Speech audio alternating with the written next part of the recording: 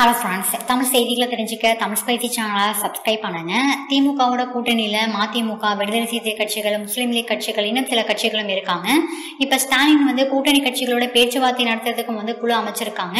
எப்பயுமே தேர்தல் சமயத்துல முஸ்லீம் லீக் கட்சிக்கு வேலூர் தொகுதியை தான் ஒதுக்குவாங்க. போன முறை நடந்த தேர்தலையும் திமுகவானது வேலூர் தொகுதியை முஸ்லீம் லீக் கட்சிக்கு தான் ஒதுக்குனாங்க. அப்ப துரைமுருகன் தன்னோட மகன் கதிர் ஆனந்துக்கு வேலூர் தொகுதி வேணும் அப்படின்னு கேட்டிருந்தாங்க. கருணாநிதி அவர்கள் துரைமுருகனை சமாதானப்படுத்தி வழக்கம் போல வேலூர் தொகுதியை முஸ்லீம் லீக் கட்சிக்கு கொடுத்துட்டாங்க. இந்த முறையும் வரக்கூடிய தேர்தலில் வேலூர் தொகுதியை தான் முஸ்லீம் லீக் கட்சியானது தங்களுக்கு கேட்க இருக்காங்க.